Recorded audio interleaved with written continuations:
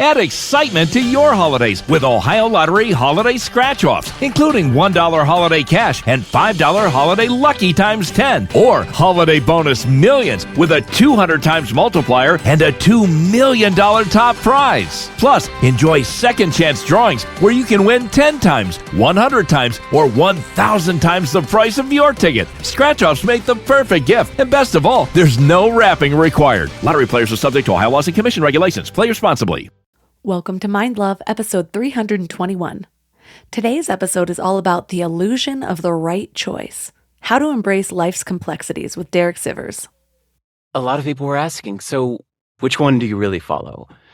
I said, no, all of them. And I realized that the question had in it this idea of rightness. Which one is right? Like, which one is true? Because then only one can be the right answer, right? I think that's a flawed way of thinking about it. And it makes people discard it makes people discard hundreds of great ideas because they're wrapped in an ideology. And if something about that ideology is flawed, then they can define the whole thing as not right or not true and discard it all, when in fact there's a ton of good wisdom in it. Turn up your frequency with Mind Love. Bite-sized brain hacks for seekers, dreamers, and doers. It's time to give your mind a little love with your host, Melissa Monti.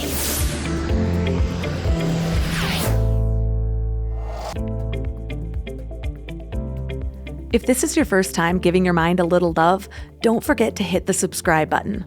Mind love is a habit, and the more you give your mind that love and intention, the better you'll feel about yourself and your life. Plus, it's really a win-win because more subscribers means Mind Love attracts even more amazing guests to bring you their wisdom. So don't forget to subscribe.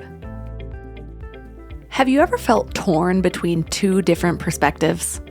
One minute you're reading that going vegan's gonna solve all your problems, and the next you hear that keto's the way to go and veganism's gonna kill you. Then someone says you should lock yourself away for 6 months to focus on your goals. But then you read that your 20s and 30s are for exploring the world and finding yourself. And just when you think you got a handle on things, you come across a post that says the key to happiness is minimalism and owning less. But hold on, here's another one that argues that investing in high-quality things that bring you joy is the way to go. 5 a.m. power mornings versus sleeping in, coffee versus no coffee. Literally, there's an argument for and against everything. It's like everyone has an opinion on the right way to live your life, and they're all shouting at you from different corners of the room. Well, here's what I've discovered on my 15-year quest for the right way to live. I've explored everything from the ultimate human diet to the perfect spiritual path and even the ideal daily routine. And I've asked questions like, when are people the most productive? Are people happier with or without kids? Should we be saying no more often or yes more often? All in the hopes of cracking the code to the most fulfilling life. But guess what? The more I searched, the more confused I became. Sometimes I'd try two completely opposite approaches, and they would both work. And other times, something would work wonders for a few weeks or even years, and then suddenly it would lose its magic. But here was the even bigger problem. Every time I thought I'd found the right way, I was inadvertently labeling every other option as wrong, because that's just how right versus wrong mindset works. And you know what? Making other things wrong actually backfires. Instead of bringing happiness, it invites more judgment, more discomfort, and even more fear into our lives. But here's a crazy idea. What if there's no such thing as the wrong way? What if what's right for me isn't necessarily what's right for you? And what if what's right for you today isn't what will be right for you next year? Even more mind-bending. What if everything is unfolding exactly as it should, no matter what choice we make, or how chaotic or painful it might seem in the moment? I get it. The idea that nothing is wrong can be a tough pill to swallow for some. It usually triggers quite a few people. But what if we leaned into trusting the bigger plan at play? The challenge is, we're bombarded with so many options that it can be hard to see the divine plan amid the chaos of our choices. So how do we connect with that inner wisdom that sees the bigger picture and helps us make confident, bold choices? Well, we're diving deep into all of this today, and our guest is Derek Sivers. Frankly, he is one of the most unique and interesting people I have ever met. He's an author of philosophy and entrepreneurship, known for his quotable insights and succinct writing style. He's been a musician, a programmer, a TED speaker. He sold his first company for $22 million and gave all of the money to charity.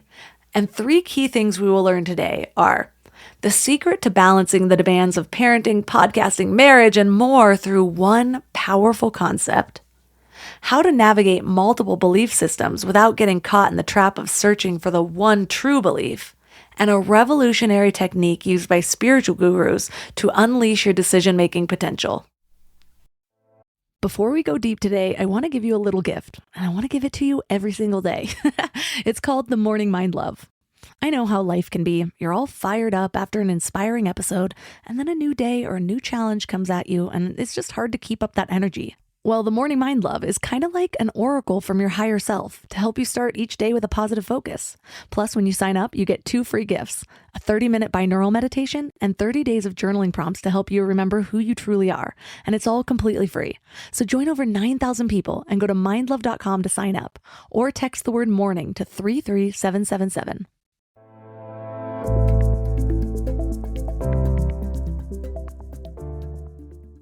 And now let's welcome Derek Sivers to the show. Thank you, Melissa, and thanks for having me, even though you just moved house.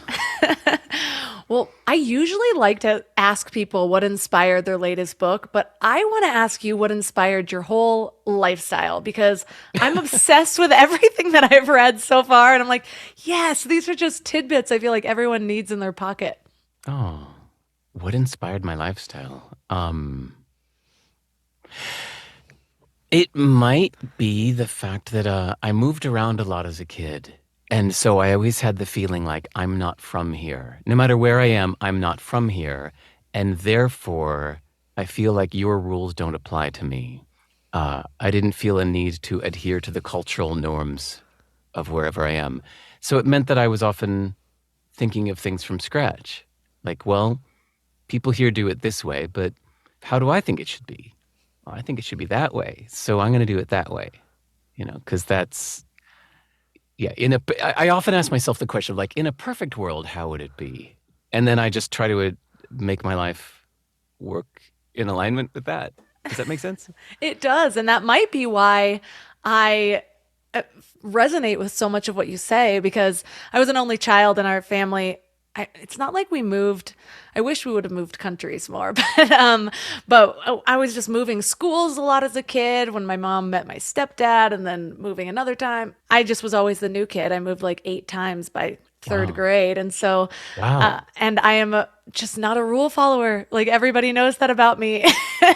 It just came up in conversation yesterday. My mom said something and I was like, if you make it not a rule, I'll be more likely to do it. Interesting. So you've noticed that about yourself. That's really cool. Yes. It's funny just hearing you say that, because it was the joke, especially for a big group of friends in my 20s. They would always say, well, then there's Melissa's always saying, there's got to be a better way. And it was like a play on the infomercial line. But that's how I was always like looking at what people are doing and I'm like, there's got to be a better way. Is there a new tool for that? Is there something else we can do? And redoing people's processes. Nice. We got to credit the fact, too, that there are different phases in life.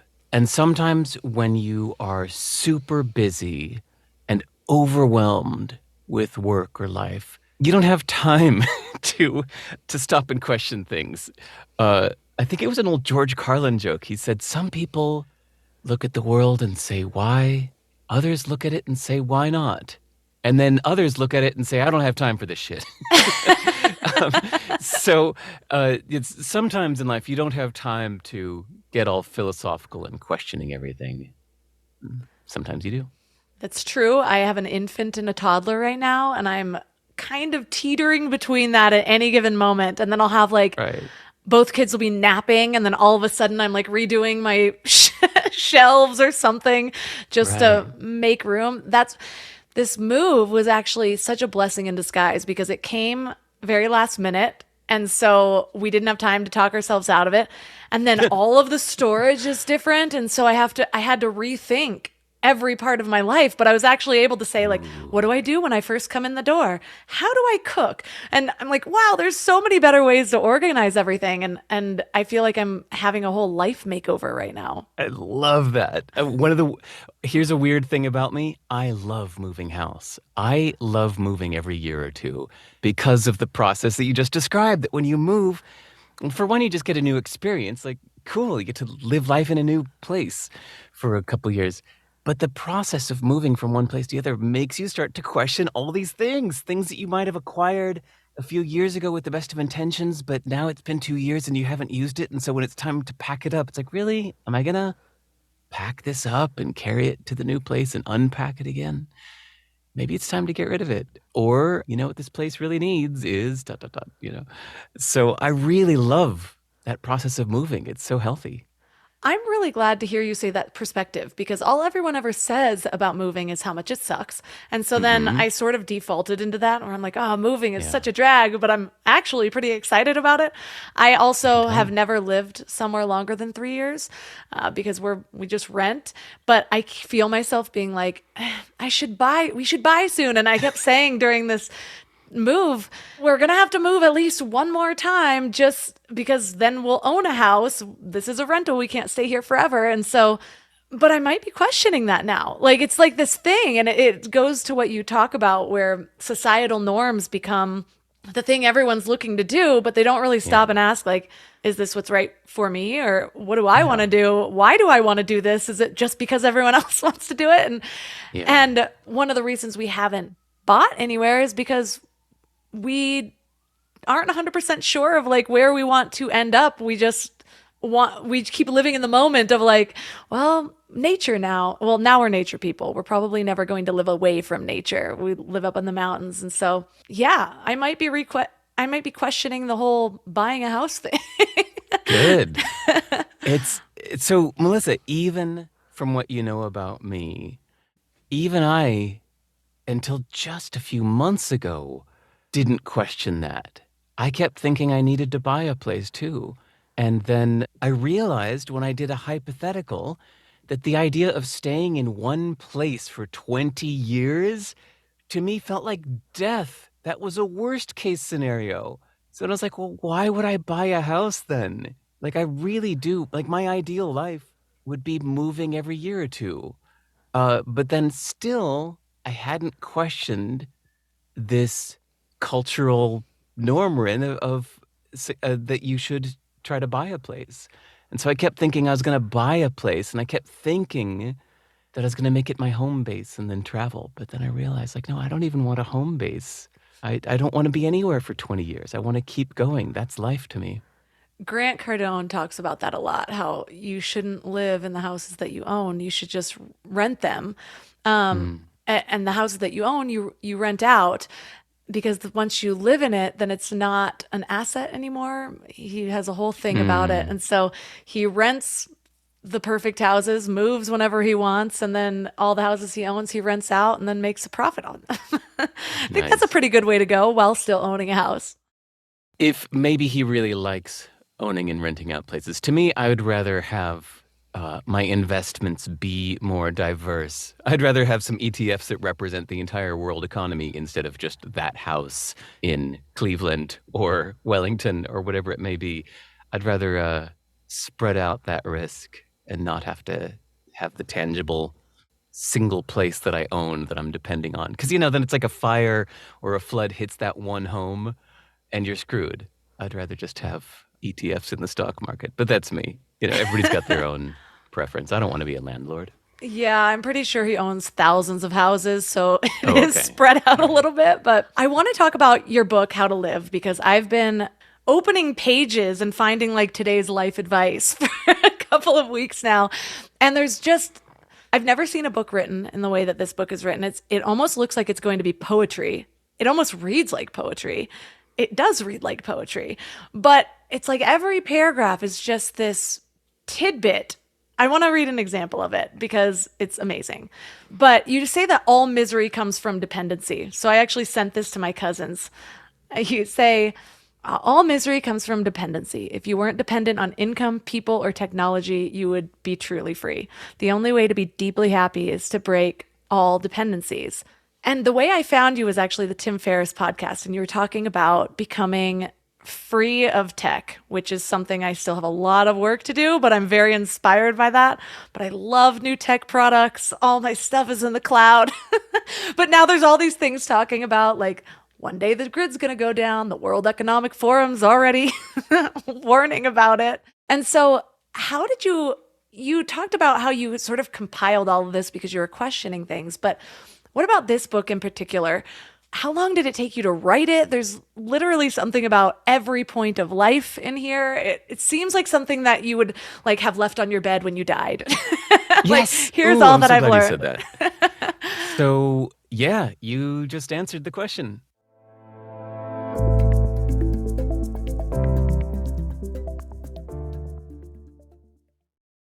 You know what's funny? We spend so much time feeding our minds, reading books, listening to podcasts, learning new things, but then we grab whatever's convenient to feed our bodies. And I get it. Life is busy, and sometimes a drive-through feels like the only option. But that's why I take Field of Greens. It's a greens powder made with whole organic fruits and vegetables. No extracts, no lab-made stuff, and just one scoop a day gives you simple, real nutrition. Field of Greens feeds your body with fruits and vegetables medically chosen to support your heart, vital organs, and immune system. And let me tell you something. Since I started taking it, I've noticed these little changes that show me how nutrient depleted I must have been before. Like the ridges in my nails, gone. My sleep, so much better. And my stomach just feels happy. You know that dreaded afternoon crash that has you reaching for more coffee or sugary snacks? Well, that's not happening for me anymore. When your body is actually nourished, it runs so much better. I've tried other greens powders before, but Field of Greens is genuinely different. The quality is next level and you can taste it. It's become my go-to, especially on those days when my eating isn't exactly Instagram worthy, because we all have those days, right? And here's the thing. They are so confident that you'll love it too, that they offer a 100% money-back guarantee. That's how much they believe in their product. So I got you 15% off your first order and free rush shipping. Visit fieldofgreens.com and use promo code MINDLOVE. That's promo code MINDLOVE at fieldofgreens.com. fieldofgreens.com. I don't know why it took me so long to invest in good bedding. I resisted it for years, but something flipped in me about 3 years ago. And now I'm basically a pillow connoisseur. I've tried them all, and I get weirdly excited about good bedding. Because here's the thing, we spend a third of our lives in bed, and the quality of that time affects literally everything else, which is why I'm so excited to tell you about my latest obsession, Lagoon Sleep Pillows. What sets them apart is their matching system. You take a quick 2-minute quiz about your sleep style and your preferences, and then they match you with your perfect pillow. I was matched with their Otter pillow, and I am so impressed. Lately, I've just needed more support, and this seems to cradle me in all the right places. I'm also low-key obsessed with their travel pillow, which I use for way more than just travel. I actually hug it, use it as leg support, and of course, take it on trips with me. Well, the secret is in their adjustable fill. You can add or remove it to get that perfect alignment for your spine. A study even found that the right supportive pillow can improve sleep quality by 63%. And Lagoon lets you try their matched pillow for 100 nights risk-free. Free returns, no questions asked. Falling asleep has never been easier. I toss and turn less and just wake up feeling refreshed every morning. Go to lagoonsleep.com and take their awesome 2-minute sleep quiz to find your match. Use the code MIND for 15% off your first purchase.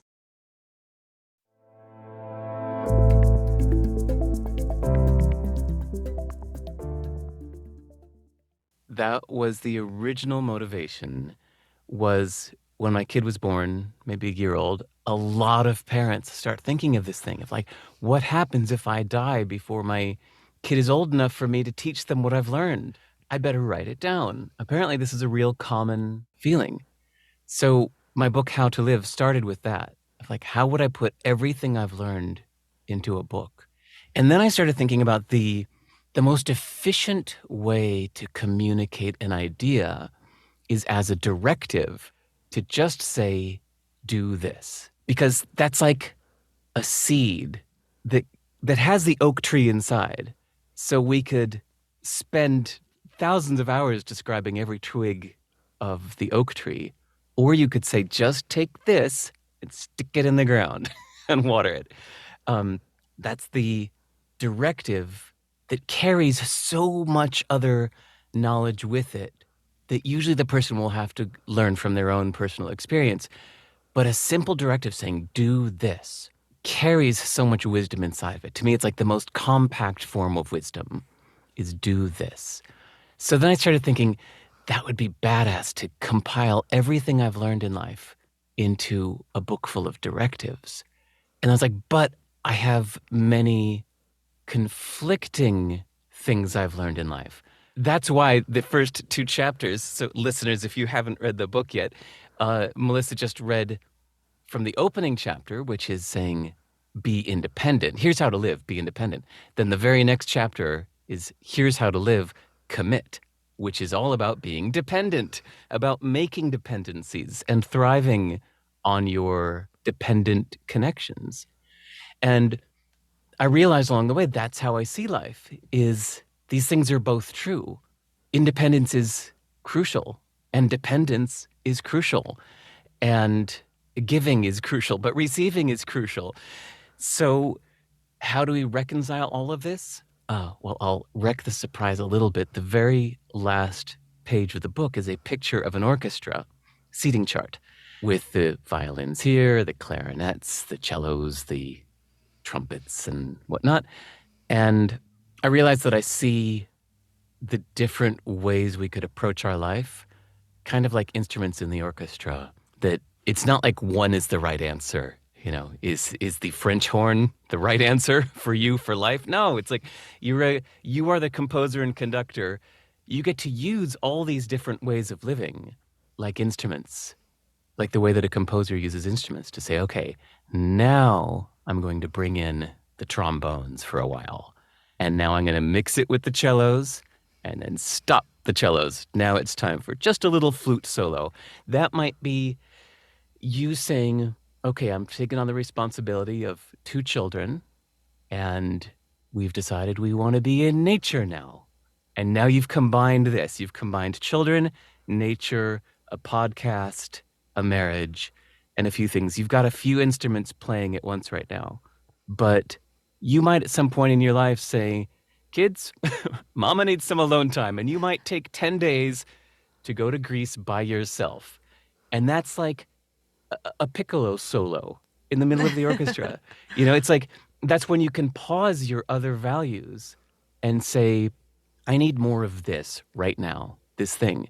And again, it's not like the piccolo is the right answer for life. It's just what you need at that time. And then you can go back to your combination of the violins and violas and cellos and the other values in your life. So yes, that's I mean, that also kind of answers your first question about how do I approach life? It's the How to Live book. I'm glad you answered that, because there were a couple things where I was like, well, here we're talking about completely living in the moment, but here we're talking about thinking long term. And I was like, this reminds me, though, of something that I'm always talking about. I talk about my Rolodex of mindsets, and it's something that I realized in my 20s, where everyone's always seems to be looking for like the right way to think about something. And I've learned over time that I need to just figure out what's going to help me in this moment. And it might be different from tomorrow. What works right now might not work in a month because I get over it or because I'm in a different stage of life or whatever it is.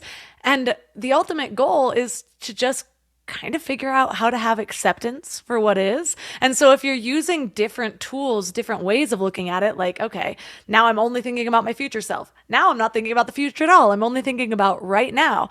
And you're just doing this to see like, okay, well, I'm flipping through my Rolodex of mindsets. Oh, there it is. There's peace. Like I thought about it this way, put it through this filter, and suddenly things are a little bit rosier. That's nice. I like that. That's a great metaphor. Thank you.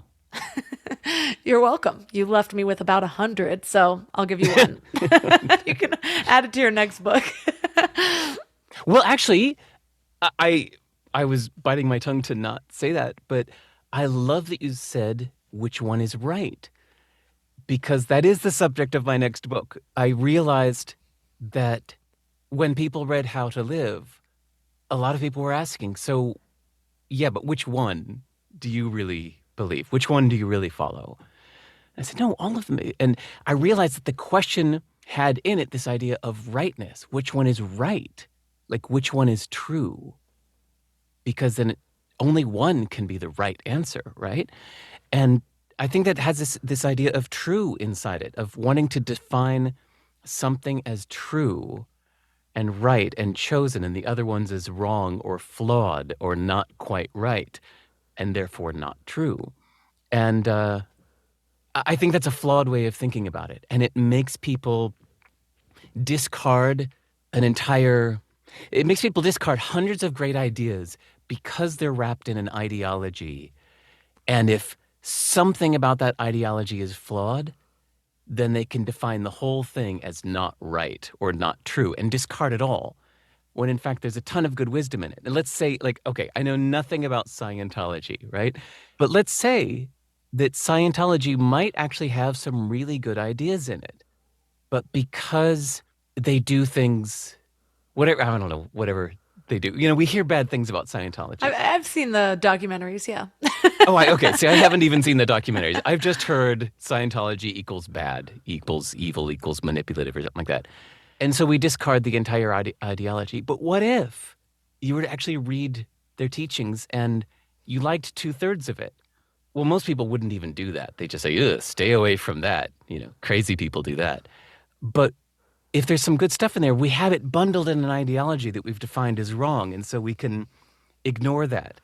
Or, somebody can be Christian and then their local pastor molests somebody and they can just say, that's it, I'm leaving the church because the messenger is flawed, therefore the religion is flawed, therefore all of the teachings are flawed because it's no longer right. So I'm trying to separate this idea of useful from true, that something can be useful even if it's not true. And in fact, we should stop trying to call things true and right and judge them just on whether they're useful to us. And that's how you, like your mindset Rolodex. I really like that metaphor.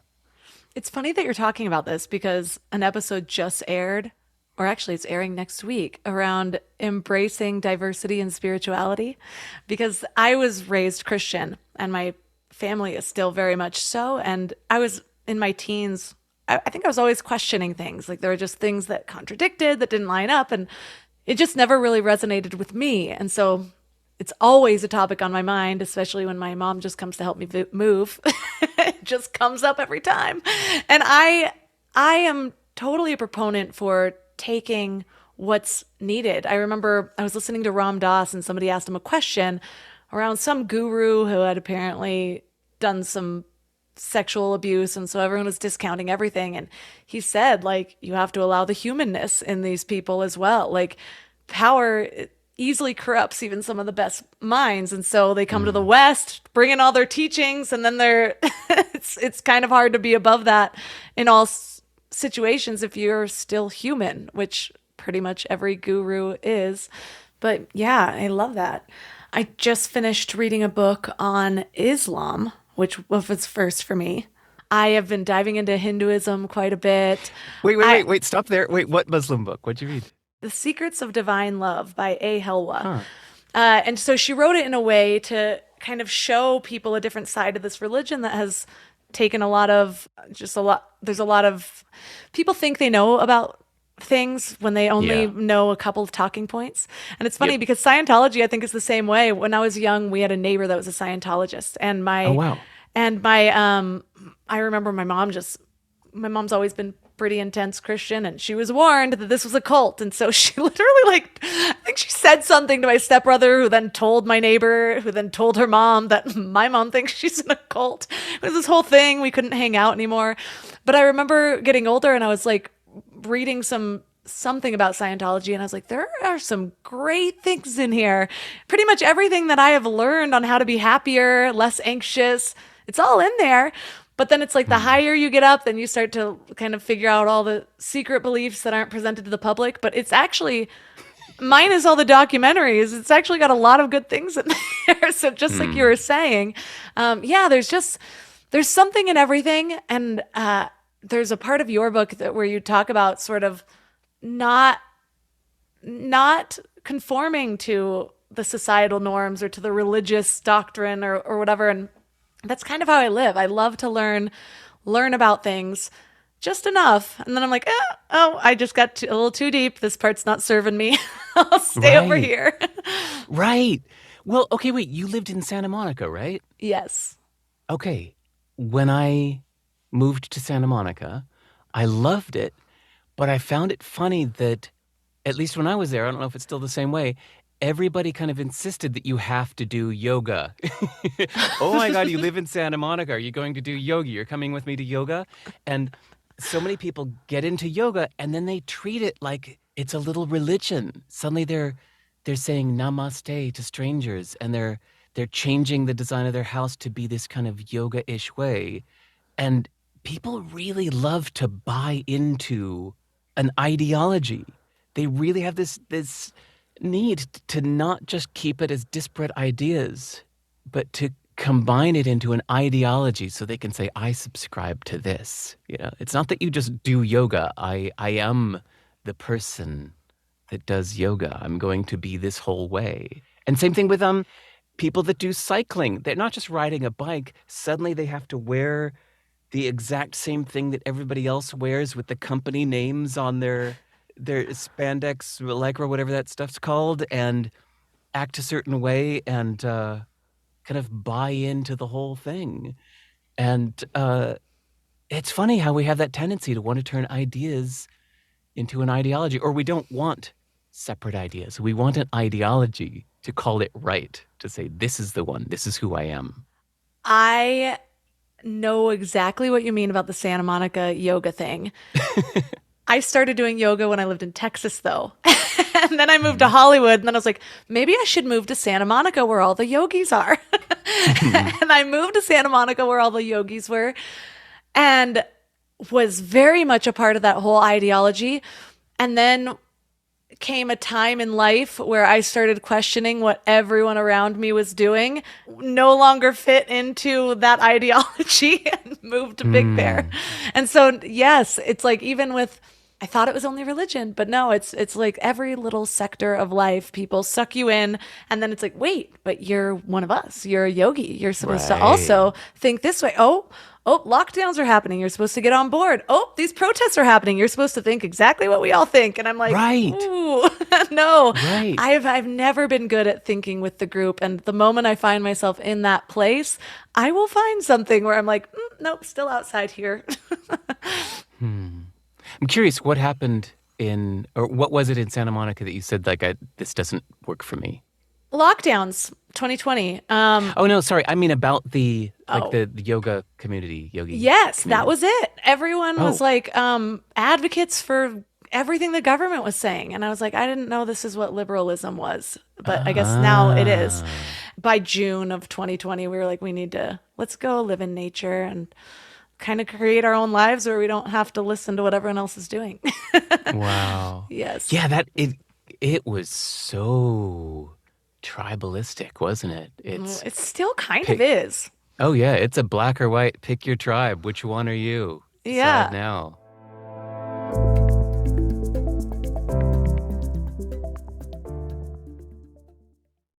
We're all searching for something better in life, right? Better habits, better mindset, better relationships. But when it comes to hiring, searching isn't always the best approach. Instead of searching, why not match? That's where Indeed comes in. If you need to hire, you need Indeed. It's your go-to matching and hiring platform with over 350 million global monthly visitors. Their matching engine helps you find quality candidates fast. And I mean really fast. Did you know that in the minute I've been talking to you, 23 hires were made on Indeed worldwide? That's what I love about Indeed. It's like having a mindful hiring assistant. Instead of getting overwhelmed by endless resumes, you can schedule, screen, and message candidates all in one place. The platform actually learns your preferences, so the more you use it, the better it gets at finding people who align with your vision. And get this, 93% of employers agree that Indeed delivers the highest quality matches compared to other job sites. That's why more than 3.5 million businesses worldwide use Indeed to hire great talent fast. I just love that it keeps all of my hiring processes organized. I can do everything right there instead of having spreadsheets and notes and video call links. And listeners of the show will get a $75 sponsored job credit to get your jobs more visibility at Indeed.com/mindlove. Just go to Indeed.com/mindlove right now and support the show by saying that you heard about Indeed on this podcast. Indeed.com/mindlove. Terms and conditions apply. Need to hire? You need Indeed.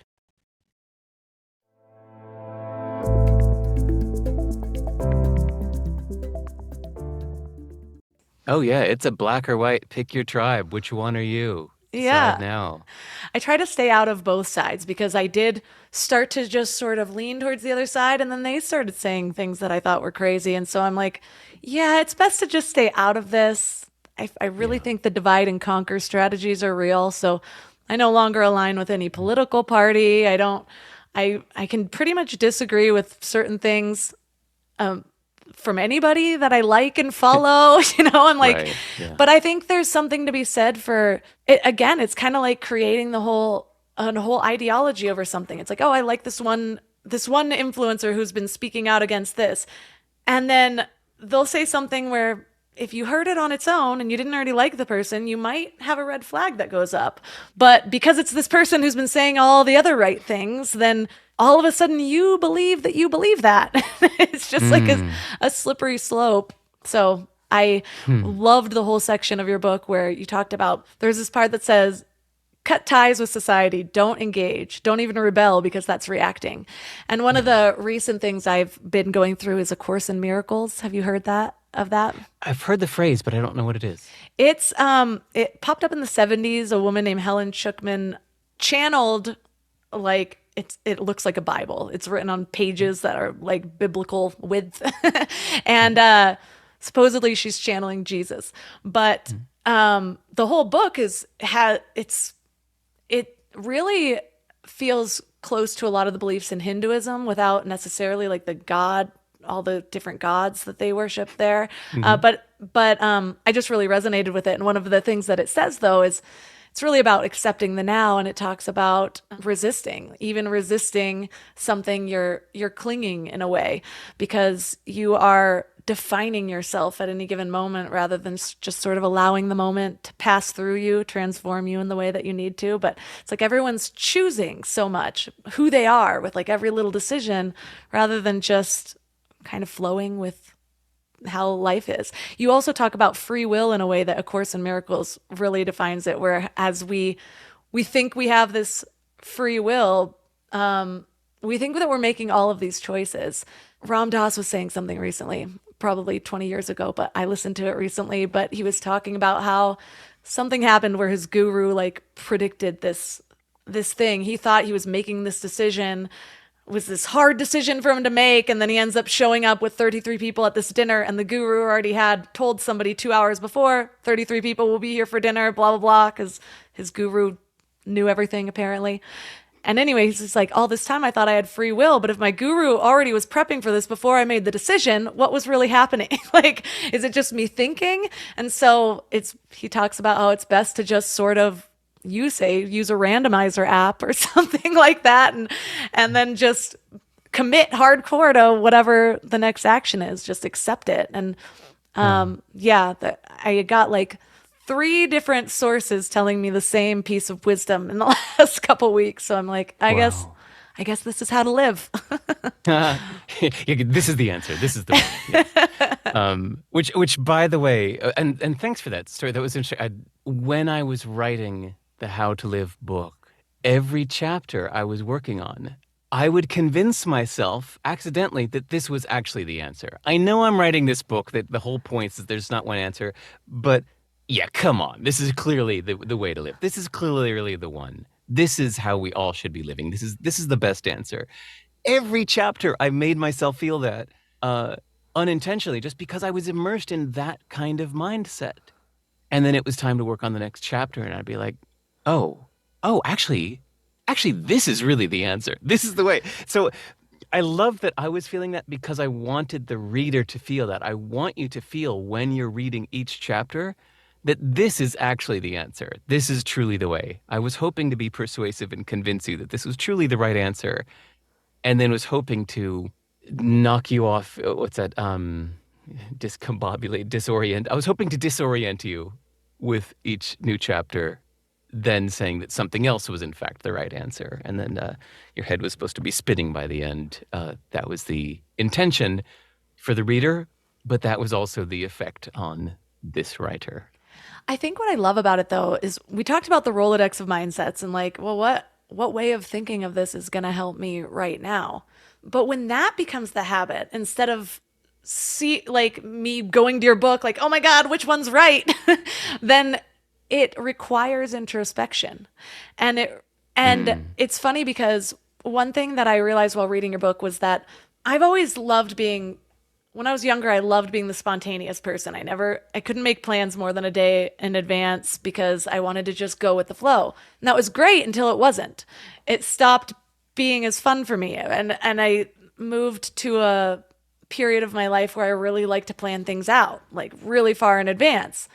I still leave room for the little spontaneous decisions because I like that. But I realized that I was working towards, there was a good year or two that I'm like, all right, you know what? I know myself now. I just need to actually build a life around all the things that I love. And so I was like, all right, this is my favorite face wash. This is my favorite whatever. And instead of trying all of the new things all the time, I just want to kind of stick to these things. And I still have some of those things. But then I was getting to a point where my life ended up being so rigid that I was like, nope, need to make room for that spontaneity again. And then all of a sudden I started trying all the new things. And then I reached a point in my life where I was like, I want to be really minimal and not have anything. Then I was like, I want a self-care corner where I go sit there. It's got all the things that I want. And so what I realized, though, is that instead of trying to say okay, well, what decision can I make now that'll just last for the rest of my life? I now know okay, what do I need today? What mindset do I want to be in today? What feels good? Let me try on a few mindsets, like outfits, and decide what works for this period. Maybe next week that mindset doesn't fit anymore. It's a little too small. Maybe the week after that. And so it's allowed me to, again, it's the habit isn't the thing that I always reach for. It's turning inward and just asking instead, and feeling into what I want and need. I love that. Yeah, I agree. And have done the same with the pendulum swinging far to one side and then going, too far. And then the pendulum swings back to the middle at first, but then I keep going that way and it hits some other extreme. And I go, I think I've got too much of this now. You know what's funny is, let me think, how old am I? 15 years ago, I did the dating apps and really binged on that. And it was interesting to see how many people, because you're just coming across hundreds and hundreds and hundreds of people looking for a relationship and saying what they want. And it was interesting seeing how many people define what they want by what they don't want. They're usually reacting against their most recent situation. So even you guys moving out to the countryside was a reaction against being in overcrowded Santa Monica during lockdown, surrounded by this mob mentality. And you're just like, get us out of here. It was a reaction to that.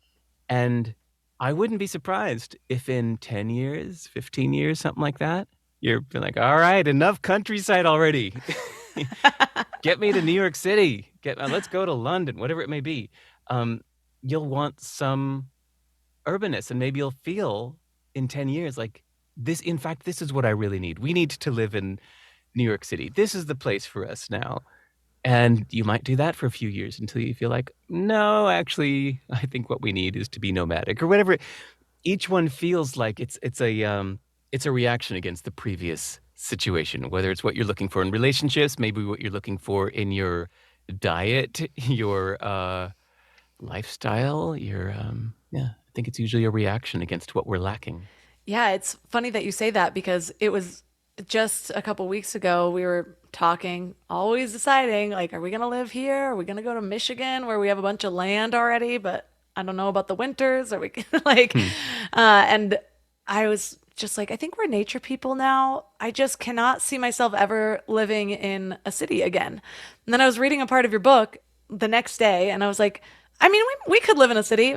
I can't see it now. It doesn't make sense to me now. It feels very Yeah. far-fetched, but it feels better for me to feel like opportunities are endless rather than to all of a sudden feel like I'm like creating all these rules for my life.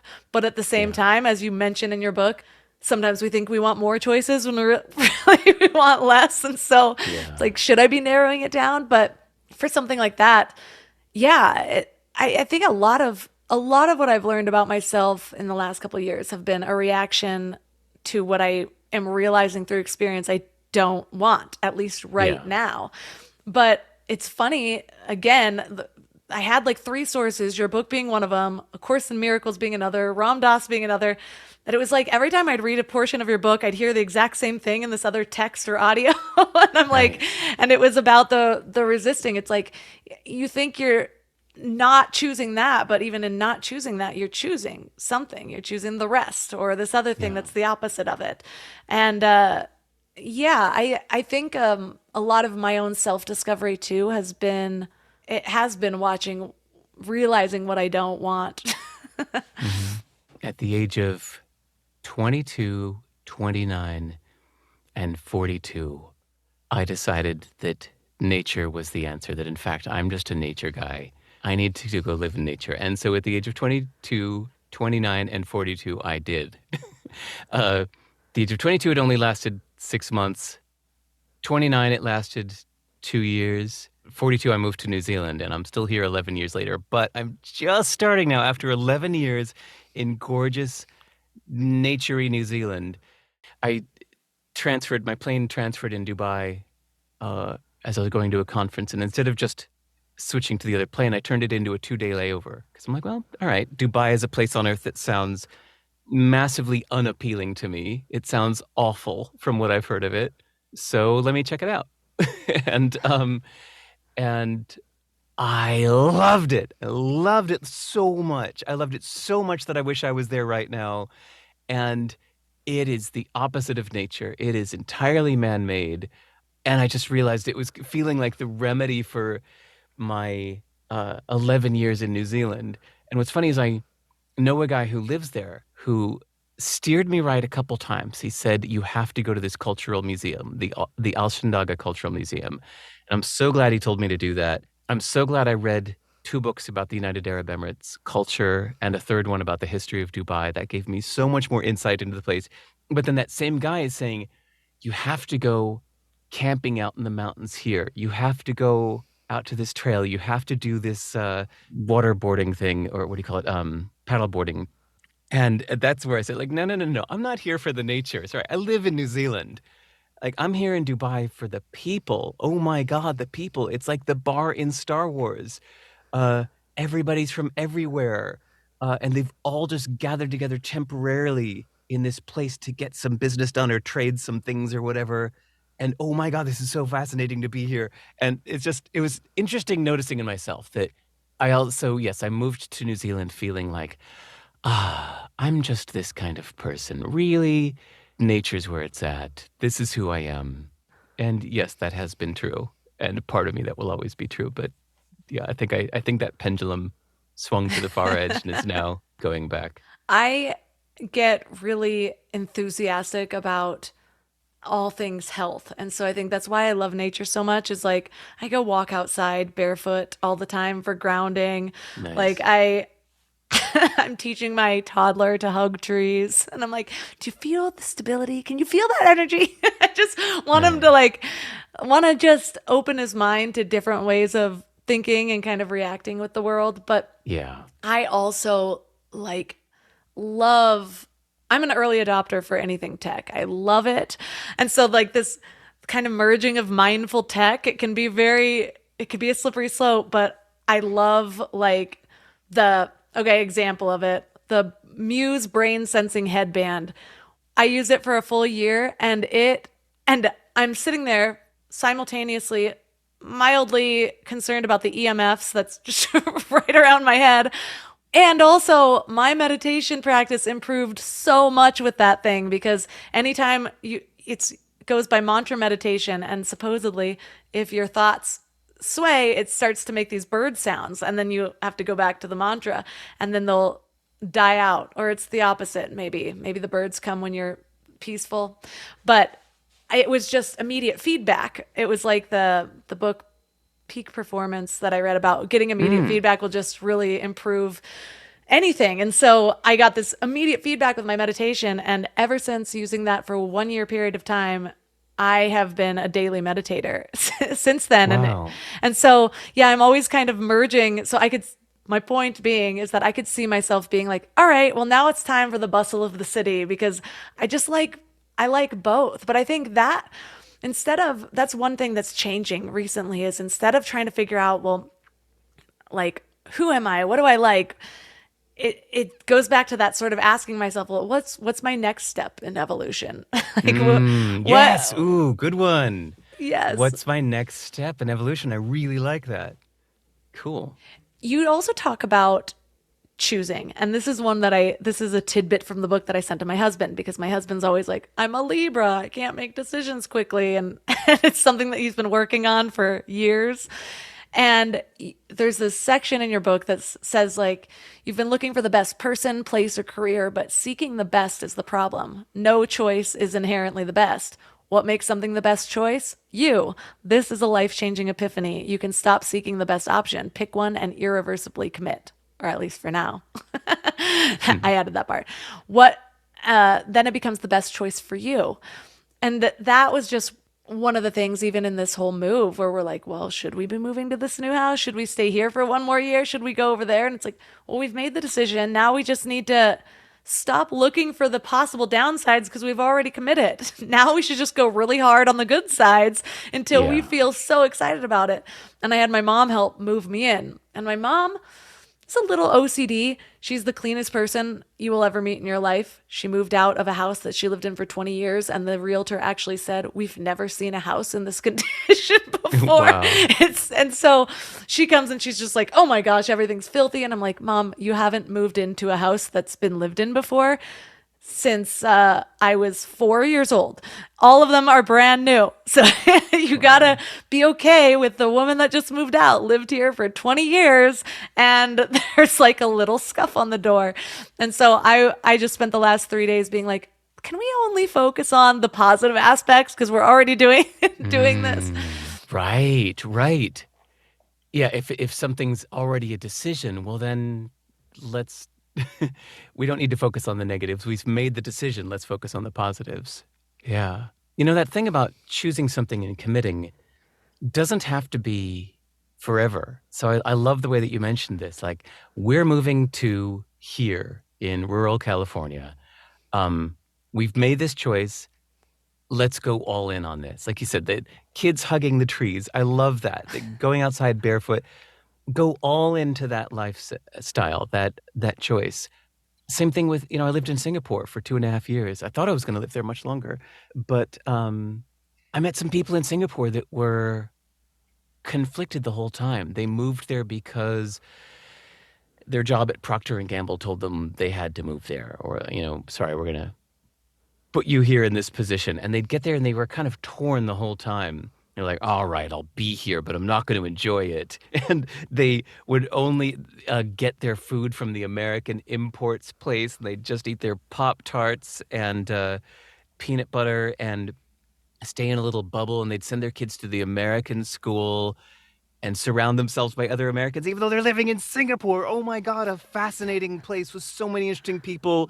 And what a unique place on earth that they could have gotten to know if they made it a real choice and really chose it instead of this half-assed kind of like, well, all right, I'm going to do it, but I'm not going to enjoy it.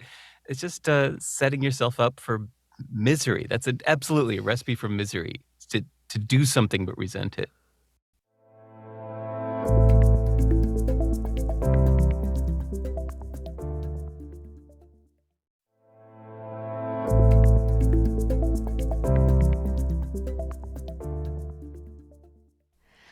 curious how you balance because this is another conflicting idea, is both of them golden though.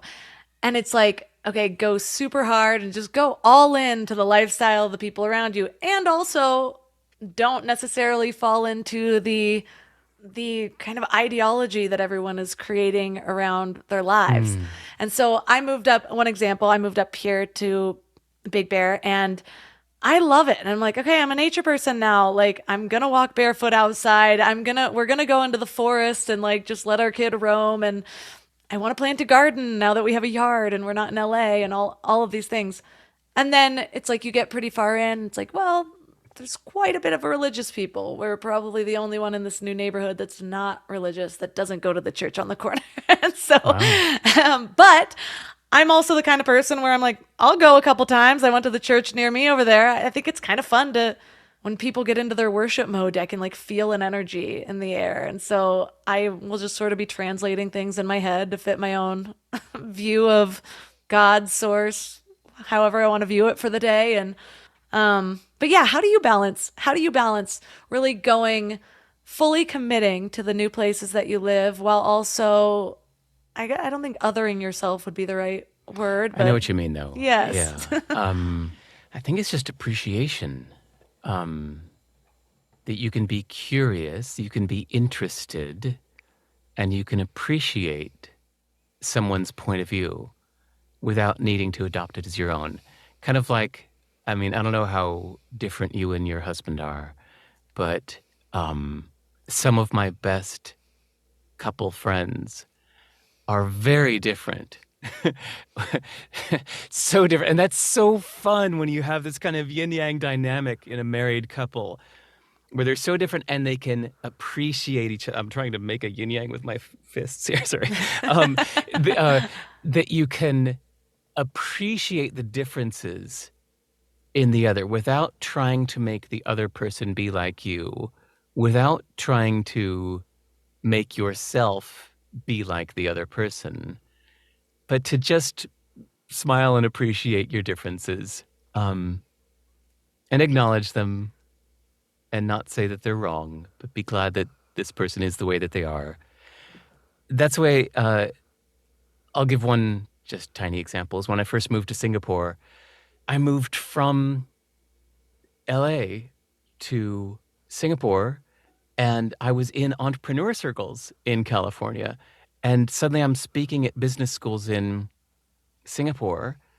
And I just assumed that, of course, everybody in business school wants to start their own business. So they had me speak to this class of 30 young business students. And I said, okay, raise your hand if you want to start your own business. And nobody raised their hand. I was like, okay, maybe they're shy. I was like, really? Nobody? I was like, okay, they must just be too shy. Maybe this isn't a hand-raising culture. So I picked on somebody. I said, you, why don't you want to start your own business? And they said, well, my parents took the risks so that I wouldn't have to.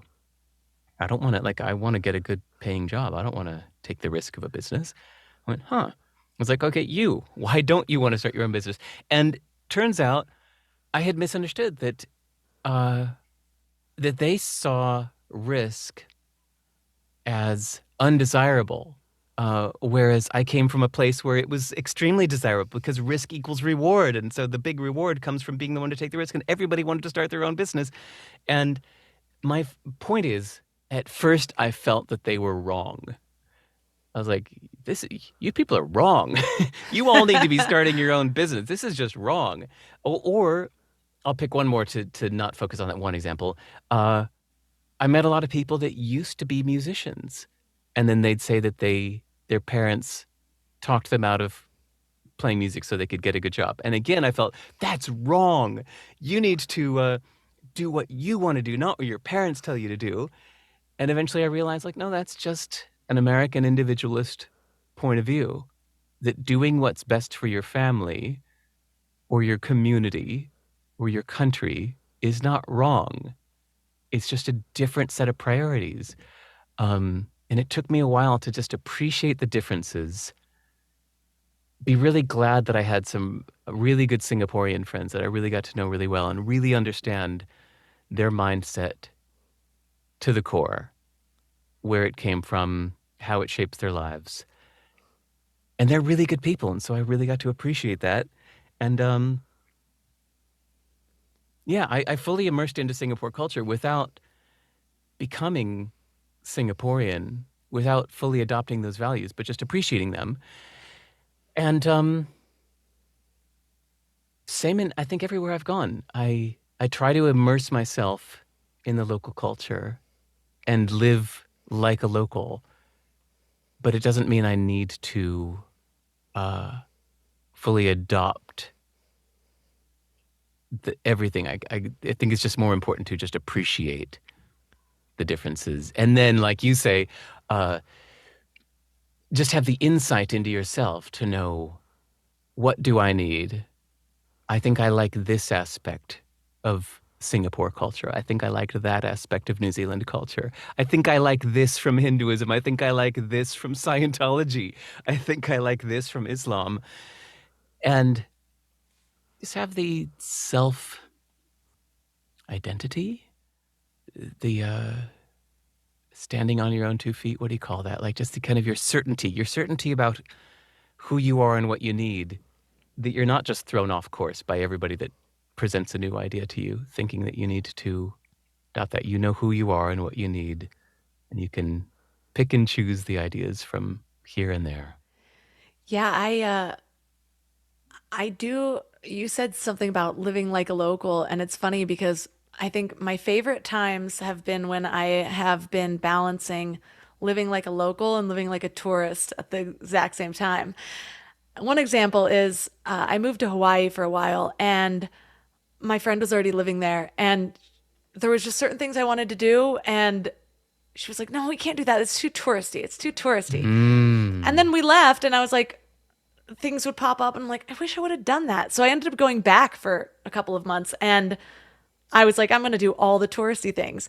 And that's how I've moved a lot as an adult, probably because I was used to moving as a child, and that was kind of my coping mechanism for a long time, was like, oh, things are getting hard here. Let me just go to a whole new location. And so, Yeah. and it was great because I learned how to make new friends really quickly, but I also learned how to explore on my own, which I found a lot of people don't do. Like, they don't like going to a restaurant by themselves, or they don't like just going on a hike by themselves. And that's what I got really good at. That's how I made friends, is I would sit at the bar at restaurants. And so when I moved to LA, I had a list of 100 things that I wanted to do, and all the places I had seen on like a reality show, or like in the lists of top 20 things to do in LA or whatever. And I checked off like 80 of those, and I feel very accomplished from my LA life. It was awesome. That's cool. I love that. Yeah, like, you really got to know LA. You weren't just living in LA, but hiding in your room and, reading the web. You really went and did LA. That's so cool.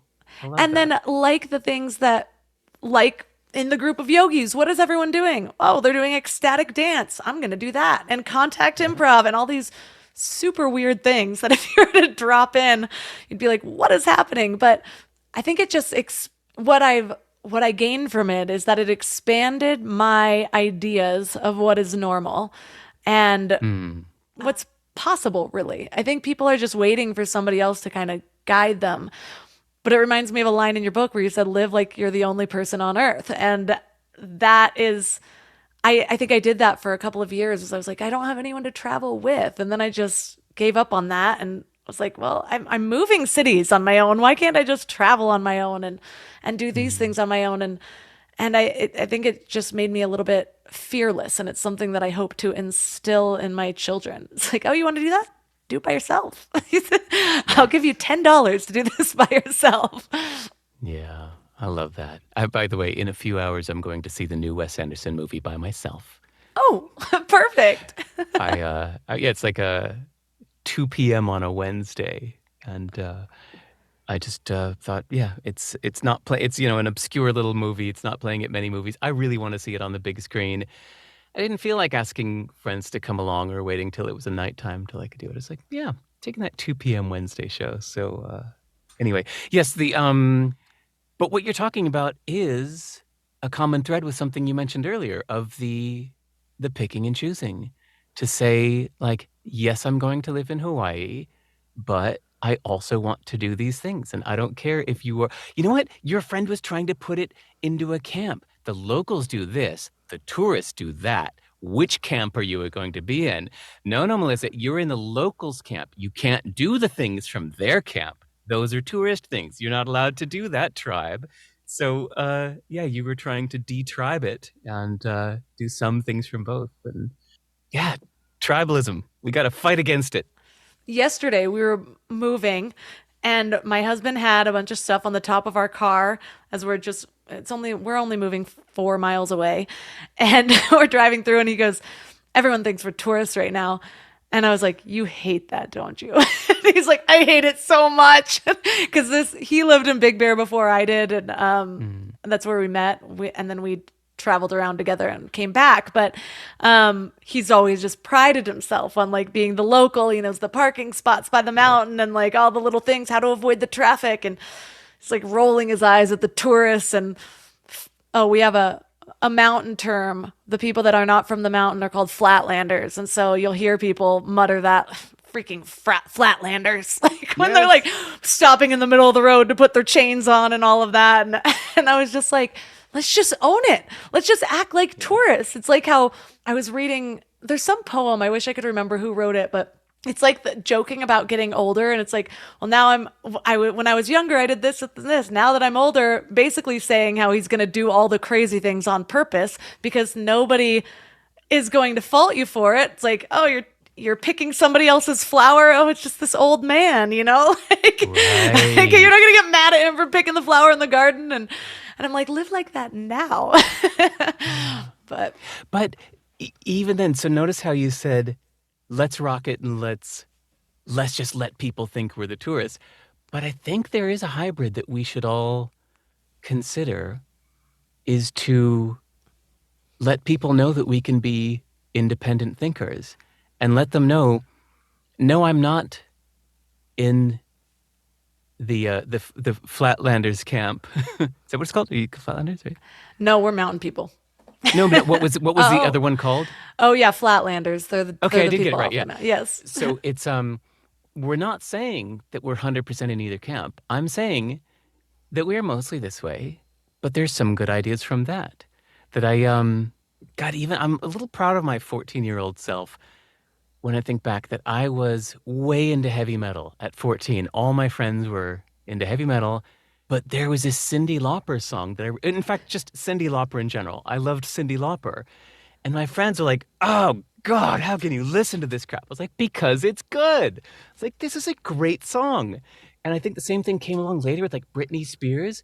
Hit Me Baby One More Time was a great song. And I was surrounded by jazz musicians. I was in the music scene in New York City at the time. And my friends were like, how could you listen to this? I remember ringtones. I made the ringtone on my phone. The opening notes of Hit Me Baby One More Time, because I liked it so much. I wanted to hear that little thing every time my phone rang. And I was around somebody when my phone rang and they're just like, dude, what the hell? Because it's this wanting to put you in a camp. Are you a person that has sophisticated music tastes, or are you a disgusting, shallow teenager pop girl? Which camp are you in? But I think it's really cool to show people and yourself that you're an independent thinker that will pick and choose what you like and not give in to the pull of tribalism. That is such a good point. I am immediately reminded of when I was visiting the Hollywood sign and I was taking pictures and this woman goes, where are you from? And I was like, here. And she's like, what do you mean? And I was like, well, I've lived here for a year, but it's time to come see the Hollywood sign. And she's like, I didn't know that locals do that. And I was like, oh yeah, I've got this whole list. And I like pulled up the list. But your story about the music reminds me of, I've always kind of listened to different music than most people. And I think I identified with that. But there was a song it was a heavy metal song, Iron Maiden, Hallowed Be Thy Name. I just loved it. And that was one of my ringtones for a specific person. Back when you had to import the per them. person ringtone, yeah. Yes. But like I had a BlackBerry at the time and you had to go through quite a few steps to like be able to, it it wasn't called jailbreaking with that, but something to be able to get my own ringtone. It took me like 40 minutes to get it on the phone, and Iron Maiden was one of them. So I appreciate that for sure. You know, so I also, that's why I interrupted you earlier when you mentioned a book about Islam, because I just last year or this year read a book, fascinating book called What Everyone Should Know About Islam. It was so good. You might really like it. It's done in kind of an FAQ format where, it's not written as a narrative, prosaic, whatever you call it. Just right away, the guy just answers the most common questions people have about Islam. And so I'm trying to find something similar with Hinduism. So far, everything I've found about Hinduism is drowning me in names. Every page is telling you 20 names for things. This which is called this, and your chakra which is called that, and this person who is called that, and the story of this which is called that. I'm going, is it possible to teach Hinduism without all of these names? Can you get to the essence of the practices, the beliefs, the mindset, without drowning me in what the name for everything is? Ram Dass would be a good one to go deep on, because his guru, and he'll call to the names of things every now and then, but that's not the essence. It's like if he thinks it's important. But all of his teachings, and I like to go really hard at one thing at a time. That way I really understand it. I used to sort of dabble the whole time. And now I'm just in this where I just want to know. I want to be able to differentiate what's what rather than just getting all these beautiful spiritual messages at the same time. And so, I went really hard on A Course in Miracles, and now I'm going really hard on Ram Dass. And so I'm actually going through, there's a podcast called Here and Now. And it's really just, there's a foundation that their whole purpose is to preserve people like Ram Dass and Alan Watts and things like that. And so it's their podcast. And so there's a little intro by some guy, but I usually skip through past that to about 15 minutes and then just listen to Ram Dass talk. And I'm on episode like 50, and I understand more about Hinduism now than I ever did, even reading specific books on it. So that might be helpful for you. Thank you. Yeah. Well, we have covered a lot of grounds on this. And fun stuff. I love these subjects. I love like almost everything you brought up. I went, yes, I'm so glad we're going to talk about this. So yeah, thank you. Wonderful conversation.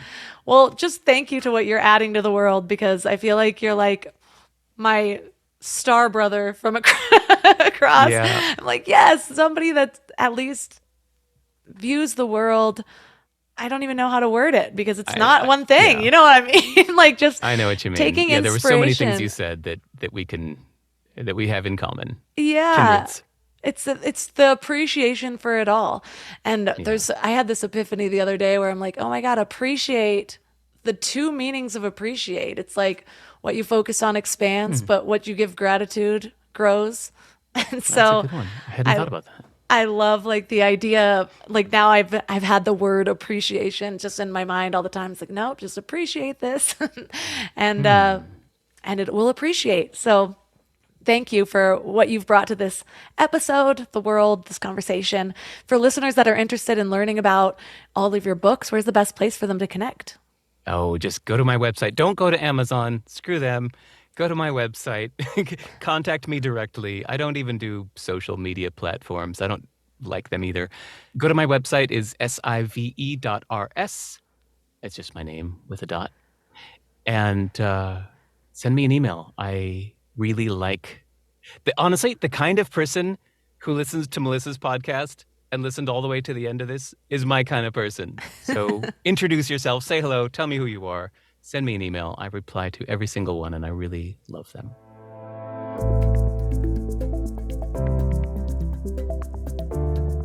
All the links for this episode will be at mindlove.com/321. Your challenge for this week is to bring awareness into the times that you think that something is right or wrong. Notice when you're judging something for what is. Notice when you're wishing for something to change. Notice when you're looking at what somebody should or should not have done. All of these are judgments and expectations. But what if, instead of enforcing our idea of the way things should be, we just allowed them to be as they are? Because even when something is totally wrong in the most evil way, you never know when it is the catalyst for somebody's transformation. You don't see the divine plan of how everything is here to help us get to our next levels, no matter how hard or painful that they may seem. So just bring awareness around this. This is the first step to changing those expectations and those thoughts that we have.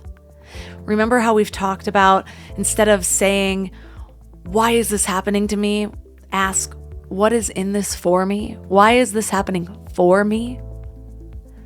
We're trying to change our mindset to fully believe that everything is in our highest good, no matter how difficult it might be.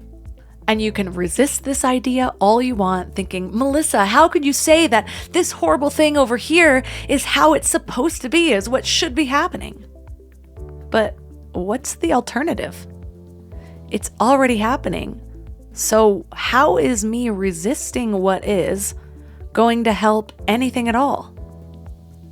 If we want to flow with the natural process of life, we have to start accepting things as they are, no matter how terrible that they might seem, no matter how challenging it is for us. And that mindset shift is where your opportunity for transformation lies. So reach out to me on Instagram at MindLoveMelissa and let me know how it goes. If you love this episode and think somebody else would love it as well, consider sharing it. Tap the share button and send it directly to them, or take a screenshot and tag MindLoveMelissa and MindLove Podcast. All of my amazing sponsors are at mindlove.com/sponsors with some pretty incredible discount codes, so go check that out. And don't forget to sign up for the Morning Mind Love. Every day, it's kind of like an oracle to your highest self. You can find out more at mindlove.com or text the word morning to 33777. And that's all for today. So thanks for giving your mind a little love today, and I'll see you next week. Thanks for tuning into Your Higher Frequency with Mind Love.